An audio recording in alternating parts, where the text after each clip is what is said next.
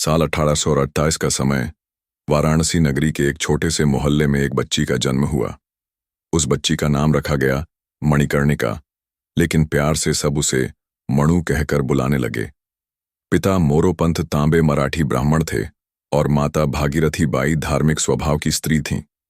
घर बहुत समृद्ध नहीं था, लेकिन संस्कार और साहस की कोई कमी नहीं थी। मणु के जन्म के कुछ साल बाद ही उसकी मां का देहांत हो गया और उसके पिता ने बेटी को अपने स्नेह और अनुशासन से पाला। मणु बचपन से ही अलग थी। जहां उस समय लड़कियों को घर के कामों और घरेलू संस्कारों तक सीमित कर दिया जाता था, वहीं मणु घुड़सवारी, तलवारबाजी और तीर कमान में अधिक रुचि लेती थी। मोहल्ले के लड़के जब खेलते कूदते तो मणु भी उन्हीं के साथ अखाड़े में जाकर पहलवानी और शस्त्र विद्या सीखती। अक्सर लोग कहते, यह लड़की तो लड़कों से भी ज्यादा निर्भीक है। कहा जाता है कि बचपन में ही मणु की घुड़सवारी इतनी अद्भुत थी कि वह घोड़े पर चढ़कर पूरे शहर की गलियों में दौड़ लगाती। कभी कभी 2 घोड़ों पर एक साथ पैर रखकर दौड़ाना, तलवार लेकर करतब दिखाना, ये सब उसका प्रिय खेल था। उसे इतिहास की वीरांगनाओं की कहानियां सुनना भी बहुत अच्छा लगता। झांसी की रानी बनने से बहुत पहले ही उसके मन में वीरता और देश प्रेम की जड़ें गहरी हो चुकी थीं।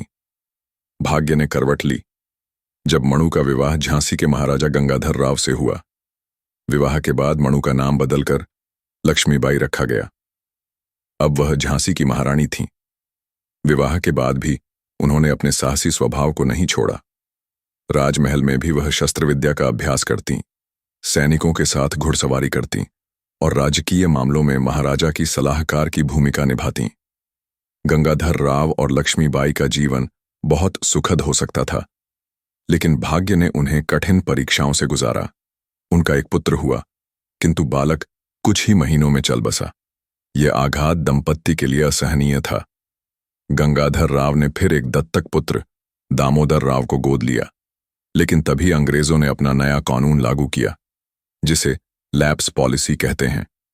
इस नीति के अनुसार यदि किसी भारतीय शासक का कोई सगा उत्तराधिकारी न हो तो उसकी रियासत को अंग्रेज हड़प सकते थे। गवर्नर जनरल लॉर्ड डलहौजी ने इस नीति का सहारा लेकर झांसी पर भी दावा किया। अंग्रेजों ने कहा, दत्तक पुत्र को उत्तराधिकारी नहीं माना जाएगा और महाराजा गंगाधर राव के देहांत के बाद झांसी ब्रिटिश साम्राज्य के अधीन होगी। यह सुनकर लक्ष्मीबाई का दिल दहल उठा। उन्होंने साफ कह दिया, मैं अपनी झांसी नहीं दूंगी। इस घटना ने लक्ष्मीबाई के जीवन की दिशा बदल दी। अब वह केवल एक रानी नहीं, बल्कि अपने राज्य और प्रजा की संरक्षिका बन चुकी थीं। उन्होंने प्रशासन की बागडोर अपने हाथ में ली, राज्य की रक्षा व्यवस्था मजबूत की और सेना को प्रशिक्षित करना शुरू किया। रानी ने स्त्रियों की एक टुकड़ी भी तैयार की, जिसमें साधारण घरों की महिलाएं तलवार और बंदूक चलाना सीखती थीं। इस बीच पूरे भारत में अंग्रेजों के अन्यायपूर्ण शासन के खिलाफ असंतोष फैल रहा था। सैनिकों और आम जनता में अंग्रेजी हुकूमत के खिलाफ क्रोध भरता जा रहा था।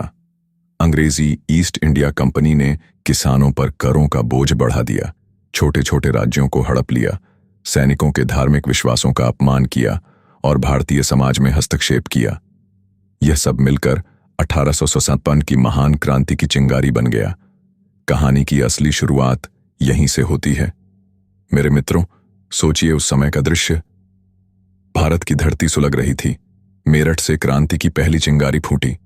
मंगल पांडे ने विद्रोह का बिगुल बजाया। धीरे धीरे यह लहर कानपुर, दिल्ली, लखनऊ, झांसी और ग्वालियर तक फैल गई। हर जगह अंग्रेजों के खिलाफ लोग उठ खड़े हुए। झांसी भी इस तूफान से अछूता नहीं रहा।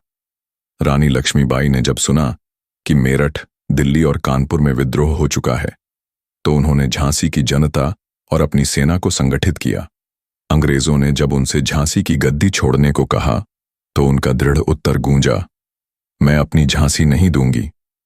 यह केवल एक वाक्य नहीं था, बल्कि पूरे भारत के लिए एक प्रेरणा बन गया। रानी ने अपने किले की सुरक्षा को दुरुस्त किया, दीवारों को मजबूत कराया, सैनिकों को हथियारों से लैस किया। उनके साथ उनके वफादार साथी थे, जैसे झलकारी बाई, जो बिल्कुल रानी जैसी दिखती थीं और संकट की घड़ी में रानी का रूप धारण करके दुश्मनों को भ्रमित कर देती थीं। इसी तरह सुंदर मुंदर, खुदाबख्श और कई वीर सैनिकों ने रानी का साथ दिया। रानी का व्यक्तित्व अद्वितीय था। वह न केवल तलवार चलाने में माहिर थीं, बल्कि प्रशासनिक कौशल में भी अद्वितीय थीं। उन्होंने जनता के बीच यह विश्वास जगा दिया कि वह केवल उनकी रानी नहीं, बल्कि उनकी मां भी हैं। जब अंग्रेजों ने दबाव डाला, तब झांसी की प्रजा ने एक स्वर में कहा, हम रानी के साथ हैं। अब 1877 की क्रांति अपने चरम पर थी। अंग्रेजों के खिलाफ पूरे भारत में रणभेरी बज चुकी थी। रानी लक्ष्मीबाई इस आंदोलन की सबसे बड़ी प्रतीक बन गई थीं, लेकिन युद्ध की असली परीक्षा अभी बाकी थी। साल 1857 का वह दौर था जब पूरे उत्तर भारत में अंग्रेजों के खिलाफ विद्रोह की आग भड़क चुकी थी। झांसी इस आंदोलन का सबसे बड़ा केंद्र बनने जा रहा था। अंग्रेज जानते थे कि यदि झांसी हाथ से निकल गई तो बुंदेलखंड और मध्य भारत में उनका नियंत्रण कमजोर हो जाएगा। इसलिए उन्होंने झांसी को हर हाल में जीतने की ठानी। रानी लक्ष्मीबाई अब युद्ध की तैयारी में जुट चुकी थीं। झांसी का किला ऊंचाई पर था और चारों ओर मजबूत दीवारों से घिरा था। रानी ने किले की सुरक्षा के लिए तोपों को कंगूरों पर तैनात कराया। सेना के हर सिपाही को आदेश मिला, अंतिम सांस तक झांसी की रक्षा करनी है। मार्च 1898 में अंग्रेजों की सेना झांसी पर चढ़ाई कर दी। जनरल ह्यू रोज के नेतृत्व में अंग्रेजी फौजें तोपों और बंदूकों से लैस होकर आईं। चारों ओर से झांसी को घेर लिया गया। अंग्रेज सोचते थे कि एक महिला शासक ज्यादा देर तक टिक नहीं पाएगी, लेकिन उन्हें नहीं पता था कि सामने कोई साधारण स्त्री नहीं, बल्कि लक्ष्मी का अवतार खड़ी है। युद्ध शुरू हुआ। अंग्रेजी तोपें लगातार किले की दीवारों पर बम बरसा रही थीं। धूल और धुएं से आसमान काला हो गया, लेकिन झांसी की रानी अपने घोड़े पर सवार होकर सैनिकों के बीच घूमती, उन्हें हौसला देती। वह स्वयं भी तलवार लेकर युद्ध करती। रानी की आंखों में चमक और होठों पर केवल एक ही वाक्य था, मैं अपनी झांसी नहीं दूंगी। कई दिन तक युद्ध चलता रहा। अंग्रेजों ने सोचा था कि झांसी जल्दी हार जाएगी, लेकिन रानी की वीरता देखकर वे चकित रह गए। उनकी महिला सैनिक टुकड़ी, जिसमें झलकारी बाई, सुंदर मुंदर जैसी वीरांगनाएं थीं, ने मोर्चा संभाल लिया। झलकारी बाई ने तो यहां तक कर दिखाया कि वह रानी का रूप धारण करके अंग्रेजों के शिविर में पहुंच गईं और उन्हें उलझाए रखा ताकि असली रानी सुरक्षित निकल सके। लेकिन दुश्मन की संख्या बहुत अधिक थी। अंग्रेजों के पास तोपों और बंदूकों की कोई कमी नहीं थी। झांसी के किले की दीवारें धीरे धीरे टूटने लगीं। बहुत से सैनिक शहीद हो गए। रानी समझ गईं कि यदि वह किले में ही रहीं तो अंग्रेज उन्हें पकड़ लेंगे। इसीलिए उन्होंने साहसिक निर्णय लिया। रानी अपने प्रिय घोड़े बादल पर सवार हुईं, एक हाथ में तलवार और पीठ पर छोटा दामोदर राव। अंग्रेज चारों ओर से घेर चुके थे, लेकिन रानी ने बिजली की गति से छलांग लगाई और किले की दीवार पार कर गईं। यह दृश्य देखकर अंग्रेज स्तब्ध रह गए। कहा जाता है कि वह छलांग झांसी की धरती पर अमर हो गई। आज भी लोग कहते हैं, झांसी की रानी ने बादल पर सवार होकर जो छलांग लगाई थी, वह केवल वीरांगनाओं की धरती पर ही संभव थी। रानी किले से निकलकर कालपी पहुंची। वहां तात्या टोपे और अन्य क्रांतिकारी सेनानियों से उनका मिलन हुआ। उन्होंने मिलकर अंग्रेजों के खिलाफ नया मोर्चा तैयार किया। कुछ समय तक कालपी और आसपास के इलाकों में उन्होंने अंग्रेजों को कड़ी टक्कर दी, लेकिन अंग्रेज लगातार पीछा कर रहे थे। हर मोर्चे पर लड़ते लड़ते रानी की सेना थकने लगी। तब उन्होंने ग्वालियर की ओर कूच किया। ग्वालियर का किला उस समय बहुत शक्तिशाली और रणनीतिक दृष्टि से महत्वपूर्ण था। यदि यह किला क्रांतिकारियों के हाथ आ जाता तो अंग्रेजों को भारी झटका लगता। रानी लक्ष्मीबाई, तात्या टोपे और अन्य वीर सेनानियों ने ग्वालियर की जनता और सेना को अपने साथ मिला लिया। ग्वालियर का किला उनके कब्जे में आ गया।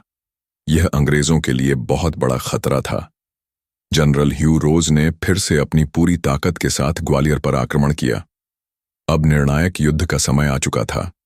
17 जून 1858 का दिन। ग्वालियर के पास कोटा की सराय का मैदान। रानी अपने युद्ध वस्त्र पहन चुकी थीं। सिर पर पगड़ी, हाथों में 2 तलवारें और घोड़े पर तेज निगाहों के साथ बैठी वीरांगना। उनकी छवि देखकर सैनिकों का मनोबल बढ़ जाता था। युद्ध आरंभ हुआ। चारों ओर गोलियों की बौछार, तोपों की गरज और तलवारों की टकराहट। रानी अपनी टुकड़ी के साथ दुश्मनों पर टूट पड़ी।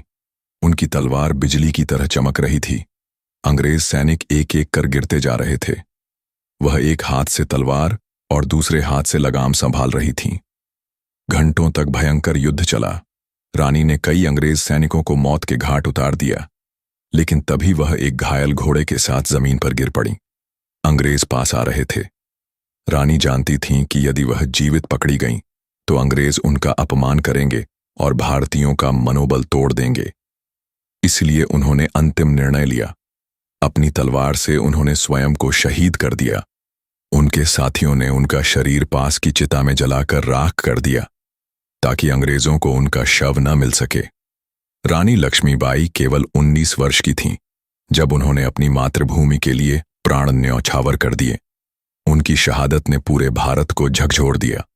अंग्रेजी अफसर जनरल ह्यू रोज ने भी उनकी वीरता की प्रशंसा करते हुए कहा, भारत की यह रानी सबसे बहादुर औरत थी जिसे हमने कभी युद्धभूमि पर देखा। रानी लक्ष्मीबाई की शहादत के बाद झांसी और ग्वालियर पर अंग्रेजों का कब्जा हो गया, लेकिन भारतीय जनता के दिलों में रानी की अमर गाथा अंकित हो गई। वह केवल झांसी की रानी नहीं रहीं, बल्कि भारत माता की सच्ची पुत्री बन गईं। उनकी कहानी ने आने वाली पीढ़ियों को आजादी की लड़ाई के लिए प्रेरित किया। 1857 की क्रांति भले ही अंग्रेजों द्वारा दबा दी गई, लेकिन यह आंदोलन भारत की स्वतंत्रता का पहला बिगुल बन गया, और इस बिगुल की सबसे तेज आवाज थी झांसी की रानी लक्ष्मीबाई। आज भी जब कोई बच्चा इतिहास की किताब खोलता है तो उसे लक्ष्मीबाई का नाम सबसे पहले याद आता है। वह साहस, त्याग और मातृभूमि प्रेम का प्रतीक हैं। उनके बिना 1857 की क्रांति की कहानी अधूरी है। अंत में मानो उनकी आत्मा आज भी यही कह रही हो, मैं अपनी झांसी नहीं दूंगी और भारत मां की स्वतंत्रता के लिए अंतिम सांस तक लड़ती रहूंगी।